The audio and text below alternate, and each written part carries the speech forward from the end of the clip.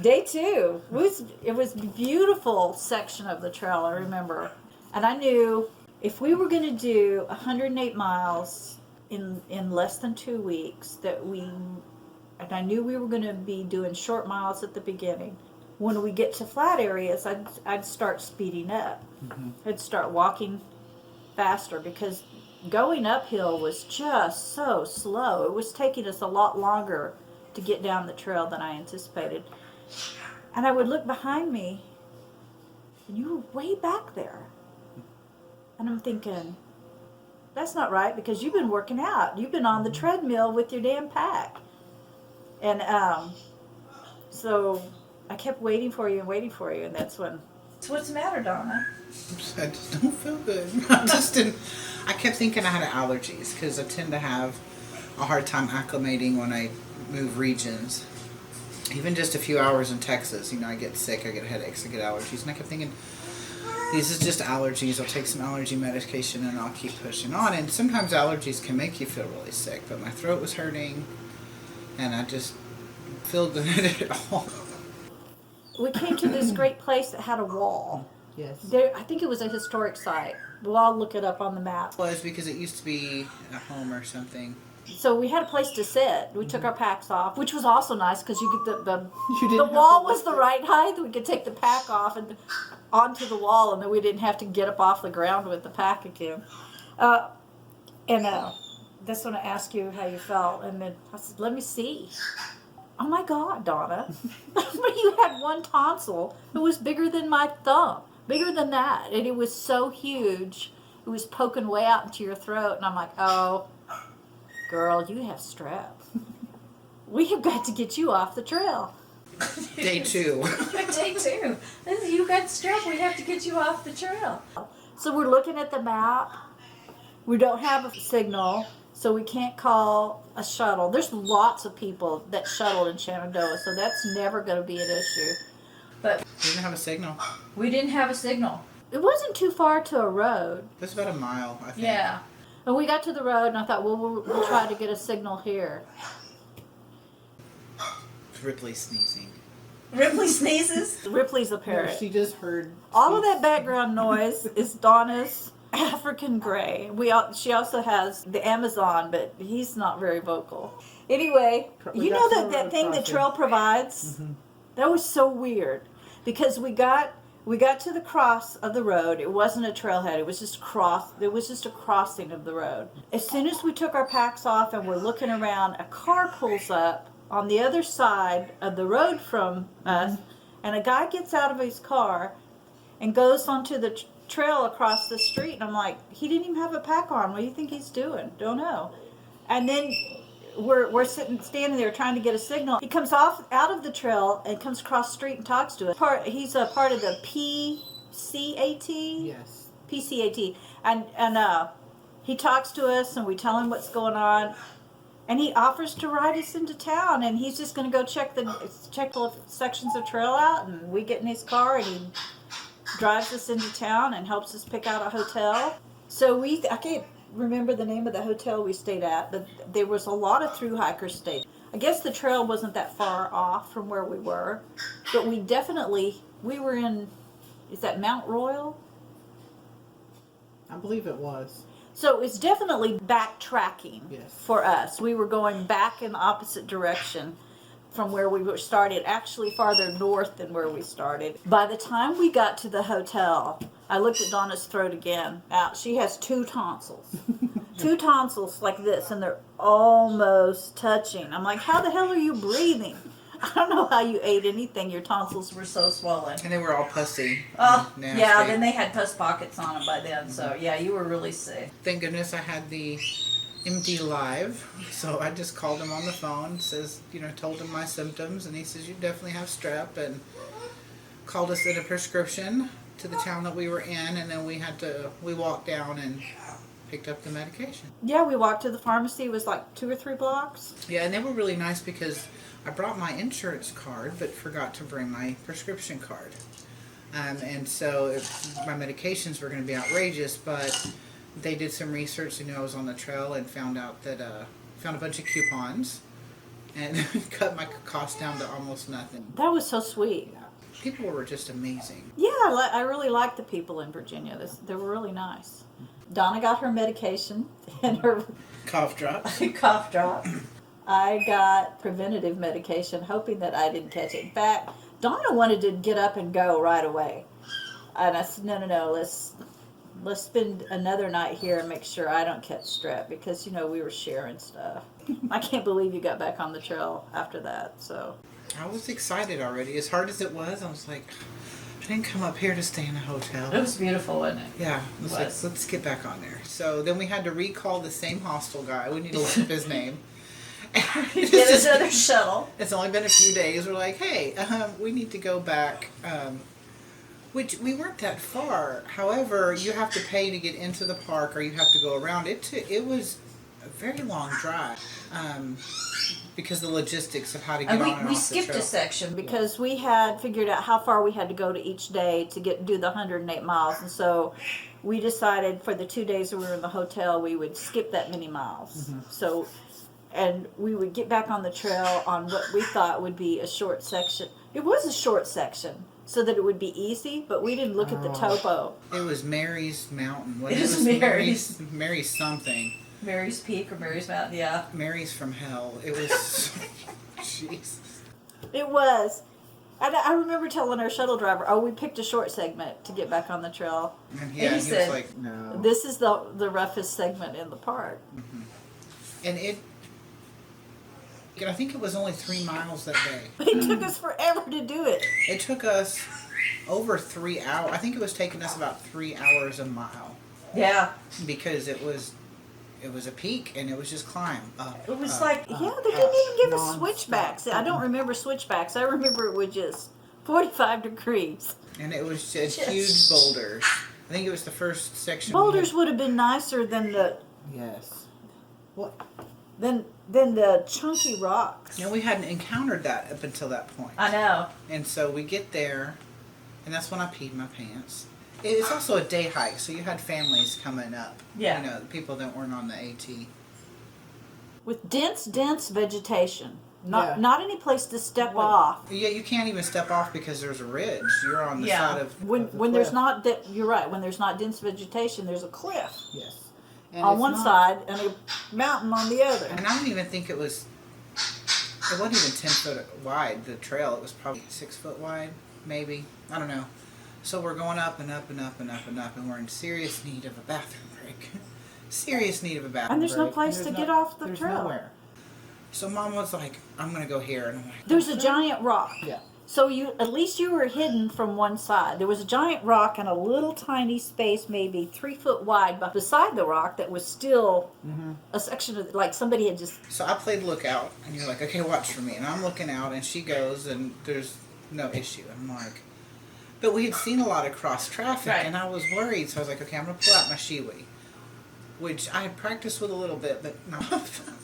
So I try to go, and I'm standing up, and my body's just like, no, you're not going to do it. And I can't release. It's like, okay, I'm going to have to squat. I was like, okay, watch for me.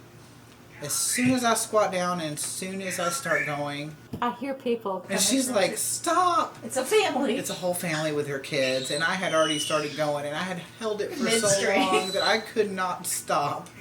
So I had to yank up my pants midstream, and I peed all over myself. And of course, there's nowhere to change. It's not like you have extra. And you don't have any extra clothes now. Did you bring extra underwear? No, I didn't bring underwear. Oh, you were commando. Yes. Just my leggings. I did have another pair, but there's nowhere to stop and change. I'm going to go in here and change my clothes. No. So yeah, the rest of the day I wore my pee pants. I was mortified at first, but then I was like, it's just a funny trail thing. I think it probably just happens. Well, you know what Dixie says. You're not a thru hiker till you've crapped your pants. So, technically that doesn't count. I was so wet. It wasn't just a little bit, it was a lot. So yeah, we finally make it to the top of this peak, and it was so worth it. It was beautiful. It was absolutely amazing. We have a lot of pictures. Yeah, there's a side trail that goes up to the peak. And I thought, oh my God, this is a fabulous excuse to drop our packs. And we did. We left it right there. We left our packs right there and went up to the peak just for the lookout. And I've been thinking about that since then. I'm like, what kept a bear from getting into our packs while it was there? All the people. Well, no, because there was bears right there. I don't. In hindsight, I'm not sure that's a good idea, but that's what we did. We dropped our Because packs. what, it was another, like a half a mile? Yeah, but it would have felt like 20 miles with a pack. So we went up and took pictures of the peak. I'm glad we didn't skip it because it was so beautiful.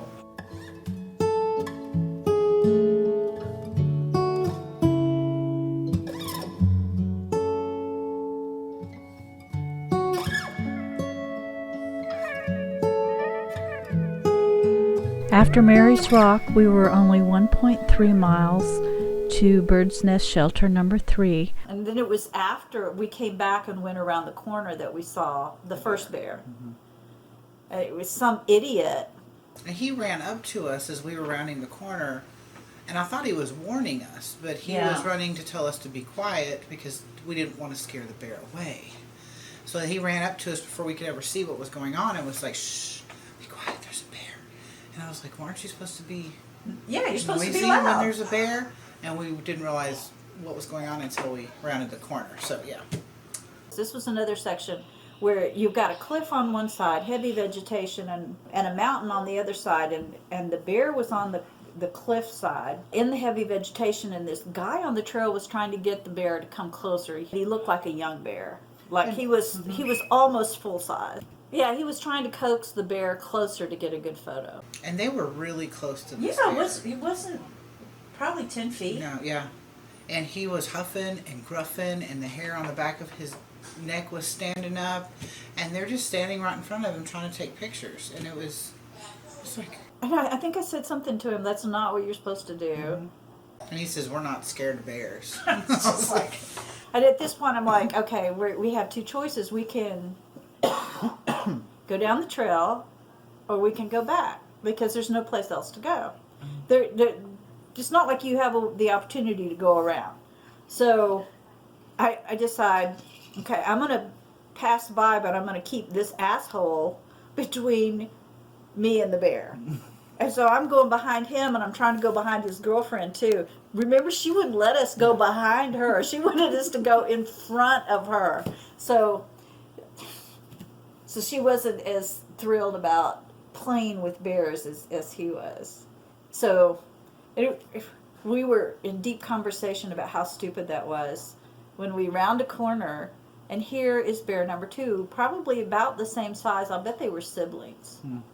And he had found a berry patch, and there was a somewhat flat area to our left, and a cliff to our right.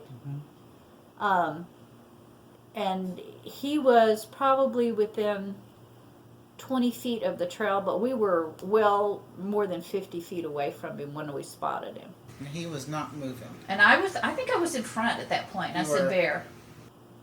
I said bear. And I do the thing you're supposed to do, and it's not the first bear that I've encountered on the trail, and they usually don't bother you, especially black bears. They usually don't bother you if you just leave them alone. They'll go on their way. But he was too close to the trail, so he definitely needed to move it for us to pass. So I had my poles, and I was clicking them together, go, hey bear, hey bear, hey bear. He saw us, but he didn't give a shit. He was found a good berry patch. We were yelling at him. Not moving. We were yelling and screaming. And What were you screaming? I was saying, get my gun. Donna has a pistol in the brain of her pack, and she screamed, get my gun, get my gun. And I don't want her shooting at the bear and pissing him off and then getting us mauled. She's like, I'm not getting your gun, so I'm trying to figure out how to get my gun out of my brain. Without taking your pack I wasn't off? going to shoot him. I was just going to have it in case he tried to eat me. So I finally get it out. A little extra seasoning. And clipped it to my pack. I didn't carry it like on the outside because I didn't want to freak out people who were not gun friendly. So I bought a nice holster that would attach to my pack, but I didn't want to just walk around with it that way because Anyway, just trail etiquette, I suppose. So I had it in my brain where I could get to it. But no, after we saw the bears, it stayed on the clip. Well, I do remember he was not moving. He was not moving. And I'm like, crap. So we've got a bear behind us and a bear in front of us. And no way to go around either one of them. And then I remembered my emergency whistle that I always keep hanging. This is the first time I've ever had to use the emergency whistle ever. All the years backpacking. So I gave it a really sharp blow, and he didn't like it. No. He was like, nope. It took about 3 blows before he left, but he did leave. So the rest of that day, I was paranoid. Every shadow was a bear. Every creek was a bear. Yeah, I do remember seeing a couple of stumps that were a bear. I think my voice hurt because we were just talking the whole time. Yeah, a we were- bear! Don't eat us, bears! Singing. It was just like, yeah, my throat was getting hoarse by singing on the trail because we ran out of things to say. It was unnerving, I think. I mean, even though they didn't do anything aggressive, my brain kept, and I know it's a different kind of bear, but I kept flashing back to the Revenant. I was like, I'm going to die. It was Bird's really Nest cool Shelter? because that one was really nice. Yeah. It was a nice shelter. And people were hammock tenting. That's when Yeah. I first saw people using the hammocks. I was like, oh, I want to try that. It had a nice bear pole, so we didn't have to rig a line. Mhm. And it had, The camping area. yeah, they had a shelter. They had a huge area for tents. They had and then the ladies put their hammocks out in another area. And the guy showed me the trick, which would make sense, but when he's unpacking his pack, he would just put it on a tree. So he actually just hooked his Oh, I pack forgot around that. the tree. And that To way keep it it's- upright. Yeah, it's not on the floor, it's not getting bugs, and it also keeps it upright as he's pulling all his stuff out, which was a great trick that I've now used. It's not on the ground on the tree. It's up in the air. Up in the That's air pretty on the cool. tree. Clips the belt around it and clips the chest strap around the tree so your pack goes up off the ground. So That's pretty cool. yeah. So we've got our tent set up. We were one of the first people to set up, but it must have been like 5 or 6. I think We did a good time even though it was hell peak. I think we were. There might have been one person in camp when we got there, but it completely filled up. Yeah, and I felt that day I felt much better. Even though it was really difficult, I think I was feeling better. I wasn't as sick. Of course, we had bear adrenaline going through our body. But it was, even though it was a hard day, I felt much better. I think that was the day that I'm like, okay, I think I can do And the this. weather was fabulous that day. I remember it was really pleasant. So we set up a tent, and we met some women from the Women's Appalachian Trail group on Facebook and they set up close to us. And I can't remember. There was a porta potty, not porta potty, but a outhouse, but it wasn't close. So I would just duck behind some brush. So I went back in the woods to take a squat, and on the way back, right on the edge of the clearing where you set up your tents was a big pile of bear scat. And I'm like, Donna, there's bear scat, so there's a bear. It's fairly fresh, so there's bear in the area. Don't keep any food or anything that smells in your tent. So we were extra careful about hanging all of our stuff and not eating in our tent. But that evening, We did get visited. and thank God I slept through it, because I think I would have freaked out. But yeah, several people in the middle of the night said the bear came through the And he camp wouldn't- and was sniffing everybody's tent. Yeah, and it was the guy that showed me the tree trick with Oh, the my God. camp that he wouldn't leave him alone. He said he couldn't get him to go away. Oh, he must have And, had yeah. food smells on him. So But since I didn't know what was happening, I was fine. And I have that brain thing, though it is not true, that your tent is like your blanket. If you hide underneath it. Means you're nothing- safe. nothing can get you because you're safe inside your tent. So, But that was the only bear day we had. all in one day. Are you more One section. comfortable now that you've been exposed to bears? I think so. I think you have to be very careful still, though. I mean, I think you can't be stupid. I think just because you see a bear doesn't mean you're going to get eaten, but I think you have to use a little bit of intelligence and smarts to, hey, leave the bear alone, be safe, put your stuff away. I think there's always that possibility, but there's a possibility of getting bit by a rattlesnake. You know? Oh, that's true. We live in Texas, so we're used to being out with rattlesnakes. So I think you just have to be careful and You use have to your be smart. You have to respect the bear. correct and use your precautions that you know, and that's not necessarily always going to keep you safe, but I mean, Ever since I saw them in person out in the woods, I have not been afraid of them. But I I want to run across yeah, I him. don't either. I certainly don't want one sniffing at my tent in the middle of the night because it'd be very claustrophobic because it's so damn hard to get out of those. Tents where they had the opening in the front. I did sleep with my gun, Underneath my pillow. but it was the safety was on and it was in its holster. So that was a good night. That was a good day, and I felt we got that camaraderie we hadn't had on the trail yet. Mm-hmm. We got to really talk to people.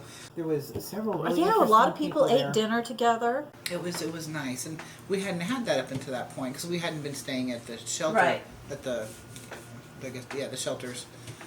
So that was. I liked that. I like the solitude of the trail, but I like the camaraderie at At the end of the day, yeah. So that was really nice.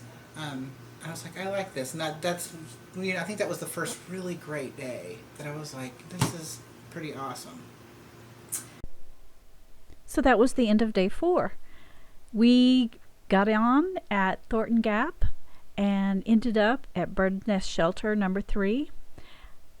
The 1.3 miles after Mary's Rock was, despite a couple of bears, was fairly easy going. Not a lot of elevation change. So our elevation gain for the day was 1,122 feet, and all of that was between Thornton Gap and Mary's Rock. So I want to thank all of y'all for tuning in and watching this to the end. For all of those of you who've made it to the end, thank you so much.